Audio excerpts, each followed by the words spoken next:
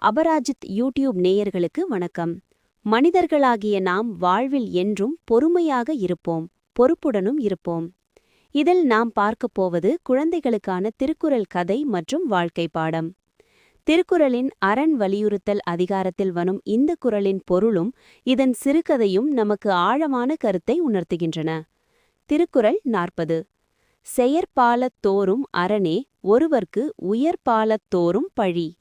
பொருள்: ஒருவன் தன் வாழ்நாளில் செய்யத்தகுந்தவை எவை என்றால் அவை அறச்செயல்களே.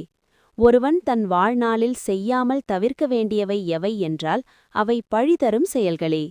இதன் சிறுகதை. எது நிலைக்கும்? ஒரு ஊரில் சக்தி மற்றும் மணி என்று இரு நண்பர்கள் இருந்தார்கள்.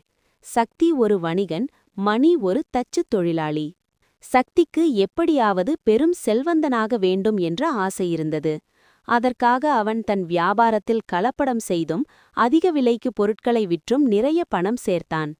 வாழ்க்கை ஒரு முறைதான், முடிந்தவரை அனுபவிக்க வேண்டும் என்பது அவன் கொள்கை. ஆனால் மணி தனக்கு கிடைக்கும் வருமானத்தில் ஒரு பகுதியை ஊரிலுள்ள ஏழை மாணவர்களின் கல்விக்காக செலவிட்டான். ஊர் பொது குளத்தை சீரமைக்க தன் உழைப்பை கொடுத்தான். சக்தி இதை பார்த்து, மணி, ஏன் இப்படி உன் நேரத்தையும் பணத்தையும் வீணடிக்கிறாய்? இதெல்லாம் உனக்கு என்ன லாபத்தை கொடுக்கும் என்று கேலி செய்வான். பல ஆண்டுகள் கழிந்தன. ஊரில் ஒரு பெரிய வெள்ளம் வந்தது. சக்தியின் கிடங்குகள் அழிந்தன. அவன் சேர்த்த செல்வங்கள் அடித்து செல்லப்பட்டன. அவன் ஏமாற்றி பிழைத்ததால் ஊர் மக்கள் யாரும் அவனுக்கு உதவ முன்வரவில்லை. இவன் செய்த பாவம்தான் இவனைச் சுற்றுகிறது என்று பழித்தனர்.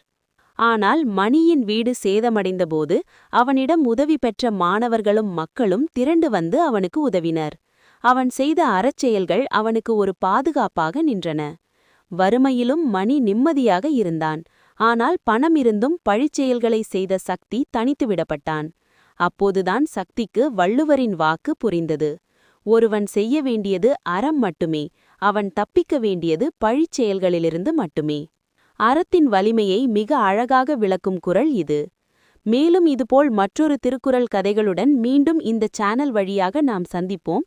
எனவே இந்த சேனலை சப்ஸ்கிரைப் செய்யவும், மற்றவர்களுக்கும் பகிரவும். நன்றி, வணக்கம்.